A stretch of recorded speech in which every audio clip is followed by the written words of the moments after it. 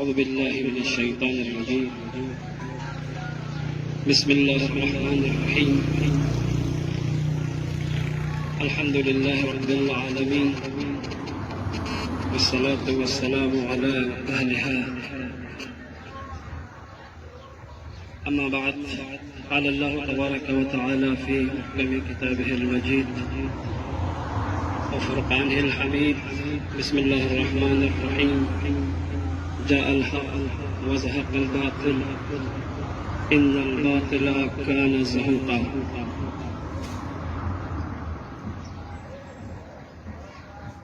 سب سے پہلے خالق کی بارگاہ میں شکر ادا کرتا ہوں اس خوشی کے موقع پر کہ خالق کائنات نے اپنی حجت، بلکہ آخری حجت، منجی عالم بشریت فرزند زہرا امام زمان عجل اللہ تعالی فرجہ الشریف کی ولادت کا سعادت کے اس پر مسرت موقع پر ہم سب کو کربلا جانے کی توفیق عنایت فرمائی. یقیناً اس کائنات کے اندر جو بھی رونقیں باقی ہے وہ امام زمان عجل اللہ تعالی فرجہ الشریف کی وجہ سے ہی ہے. اگر امام کا وجود نہ ہوتا تو یقیناً اس کائنات کا وجود بھی نہ ہوتا. یہ درخت، یہ سبزے، یہ پھول، یہ کلیاں، یہ دریا کی روانی، یہ سمندر کا سکوت، یہ ہماری سانسیں چل رہی ہے، یہ سب امام زمان عجل اللہ تعالی فرجہ الشریف کے خون منت ہے، امام کے وجود کی برکت سے ہے.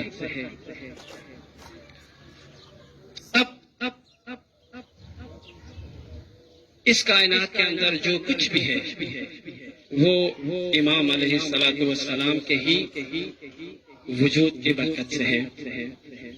لہذا کسی بھی چیز کو ثابت کرنے کے لیے ہمارے پاس جو بنیادی منابع ہے، علماء کرام تشریف فرما ہے، وہ 4 بنیادی منابع ہے: قرآن، سنت، اجماع، عقل. ہماری خوش نصیبی یہ ہے کہ ہمارے درمیان حوزہ علمیہ نجف اشرف کے فاضل طلاب تشریف فرما ہے. تو ہم انشاءاللہ ہر ایک طالب علم سے استفادہ کریں گے. ابھی میں سوال کرنا چاہوں گا حجت الاسلام والمسلمین سماحت الشیخ غلام نبی اشکوری صاحب کو کہ امام زمان عجل اللہ تعالی فرجہ الشریف کے وجود کو ہم قرآن سے کیسے ثابت کرتے ہیں اور قرآن امام کے وجود کی طرف کیسے رہنمائی کرتے ہیں. تو ہم سماحت الشیخ صاحب سے استفادہ کریں گے. بر محمد وعلی محمد صلوات.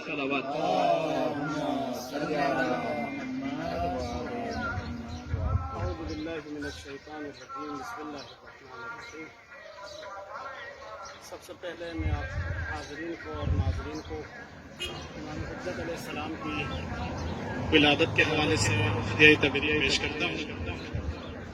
اس کے بعد ایک قرآن کی آیت سے اشارہ کروں گا اس اہم موضوع کی طرف جو تمام انبیاء کے بعثت کا مقصد ہے.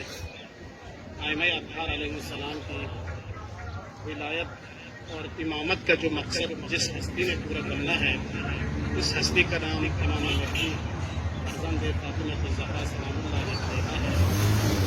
قرآن مجید نے بہت ساری آیات میں اس اہم موضوع کی طرف اشارہ کیا ہے. انہی آیات میں سے سورہ قصص آیت نمبر 5 اور 6 میں اس نقطے کی طرف ایک بہت خوبصورت انداز میں بیان کیا ہے. تو میں نے 3 پوائنٹ اس میں سے آپ کے سامنے مختصر بیان کروں گا. پہلا پوائنٹ یہ ہے آیت میں وَنُرِيدُ أَن نَّمُنَّ عَلَى الَّذِينَ اسْتُضْعِفُوا فِي الْأَرْضِ وَنَجْعَلَهُمْ أَئِمَّةً وَنَجْعَلَهُمُ الْوَارِثِينَ. پہلا نقطہ یہ ہے وَنُرِيدُ.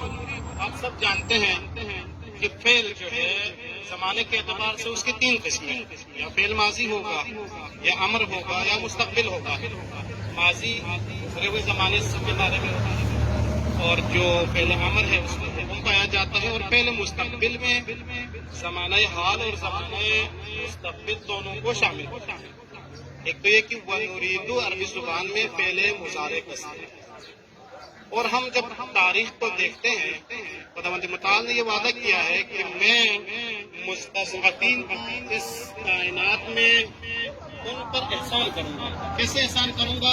کہ انہیں امامت دے کر اس کائنات میں انہیں حاکم بناؤں گا۔ جب سے ہم دیکھتے ہیں کہ جب سے امیر المومنین کی امامت سے لے کر آج تک جتنے ادوار گزرے ہیں، اللہ نے تو وعدہ کیا ہے لیکن یہ وعدہ ابھی تک پورا نہیں ہوا۔ ادھر سے اللہ کا وعدہ ہے اور خداوند عالم کے بارے میں ہے کہ خدا کبھی بھی اپنے وعدے کی مخالفت نہیں کر سکتی، اس نے پورا ہونا ہے۔ اور اس کو کہتے ہیں وعدہ بھی یہ تکوینی وعدہ ہے، ارادہ تکوینی ہے، اس میں حتماً ہونا ہے۔ اب اس کا مطلب یہ ہے کہ جب اس نے حتماً اللہ نے احسان کرنا ہے، ایک ہستی نے آنا ہے جس نے اس زمین کو جو ظلم و جور سے بنی ہوئی ہوگی اس کو عدل انصاف سے پر کرنا ہے، تو اس پر ایمان رکھنا ضروری ہے۔ یہاں پر نریدو استعمال کیا، اس کا مطلب ہے کہ خدا کے ارادے کا متعلق ایک ہستی ہے جس کی طرف خدا کا اشارہ موجود ہے۔ آیت تطہیر میں وَيُرِيدُ انما یرید اللہ میں وہاں پر یریدو ہے، یہ بھی فعل مستقبل ہے۔ اس کا مطلب یہ ہے کہ خداوند متعال نے جس طہارت کا، جس تزکیے کا، جس قسمت کا ارادہ کیا ہے اس کے لیے بھی کوئی نہ کوئی ہستی موجود ہے۔ سورہ انا انزلنا سورہ قدر میں تنزل الملائکۃ میں تنزل بھی فعل مضارع ہے، فعل مستقبل ہے، تو ملائکہ نازل ہوتے ہیں شب قدر میں، تو یقیناً ملائکہ کے نزول کے لیے یا پیغمبر خدا ہونا چاہیے یا پیغمبر جیسی اوصاف کے مالک نائب پیغمبر ہونا چاہیے جس پر ملائکہ نازل ہو جائے۔ بس ان کلمات سے جو فعل مضارع کے قرآن مجید میں استعمال ہوئے ہیں معلوم ہوتا ہے کہ اس کائنات میں ایک ایسی ہستی موجود ہے کہ جس پر ملائکہ بھی نازل ہوتے ہیں، جس کی طہارت کا اللہ نے ارادہ بھی کیا ہے، اور سورہ قصص کی اس آیت کے مطابق وَنُرِيدُ أَن نَّمُنَّ عَلَى الَّذِينَ اسْتُضْعِفُوا خدا نے جو احسان کا ارادہ کیا ہے اس کا متعلق بھی امام زمان علیہ السلام کے ساتھ۔ بس اس کلمہ سے واضح ہوتا ہے کوئی نہ کوئی ہستی موجود ہے کہ جس کا ڈائریکٹ خداوند متعال سے رابطہ ہے۔ الذین استضعفوا فی الارض، دوسرا سوال یہ ہے کہ وہ کون لوگ ہیں جن کو زمین میں مستضعف بنایا گیا ہے؟ اللہ کی نگاہ میں مستضعف نہیں ہے، کمزور نہیں ہے، لیکن اہل دنیا نے جن کو مستضعف کیا ہے خود رسول اسلام صلی اللہ علیہ وآلہ وسلم کا فرمان ہے۔ رسول اسلام فرماتے ہیں، یہ حدیث ظاہراً بہار الانوار میں موجود ہے، رسول اسلام کیا فرماتے ہیں؟ انتم المستضعفون بعدی، اے علی آپ اور آپ کے اہل بیت میرے بعد مستضعف ہوں گے۔ اور ایک حدیث میں خود امیر المؤمنین فرماتے ہیں، کیا فرماتے ہیں؟ المستضعفون فی الارض المدعون فی الکتاب، زمین میں جن لوگوں کو اہل دنیا نے، ظالموں نے، جابروں نے مستضعف کیا گیا ہے، جس کا ذکر کتاب خدا میں موجود ہے، الذین نجعلہم اللہ ائمہ، جن کو خدا نے ائمہ بنا کر، والی بنا کر باقاعدہ اختیار بھی دینا ہے، اے امام، اور ظاہری طور پر بھی ان کی امامت اس پوری کائنات پر قائم ہونا ہے۔ وہ کون ہے؟ نحن اہل بیت، ہم اہل بیت مراد ہے اس مستضعف سے۔ یبعث اللہ مہدیہم ویعزہم ویضل عدوہم، کہ خداوند متعال انہی اہل بیت میں سے اپنے مہدی کو مبعوث کرے گا، ان کو بھیجے گا، پھر ان ظالموں کو ذلیل کرے گا اور ان کو عزت دے گا۔ اس زمین پر اہل بیت کا نظام، شریعت صادق آل محمد اس پوری زمین پر قائم ہوگی۔ یہ دوسرا نقطہ تھا، اور تیسرا اور آخری نقطہ یہ ہے کہ وَنَجْعَلَهُمُ الْوَارِثِينَ، زیارت وارثہ میں ہم ان کو پڑھتے ہیں امام حسین علیہ السلام کو، السلام علیکہ یا وارث آدم صفوت اللہ۔ بس السلام علیکہ نوح النبی اللہ، جتنے انبیاء کا تذکرہ ہوا ہے تو پتہ چلتا ہے کہ ان سب کی وراثت جس ہستی میں سمٹے اس کا نام حسین ابن علی ہے، اور حسین ابن علی کی قربانیوں کو بچانے اور اس کا نتائج اور ثمرات اس پوری کائنات پر ظاہر کرنے اور اس کو عملی طور پر کائنات کو دکھانے والی ہستی کا نام امام زمان علیہ السلام ہے۔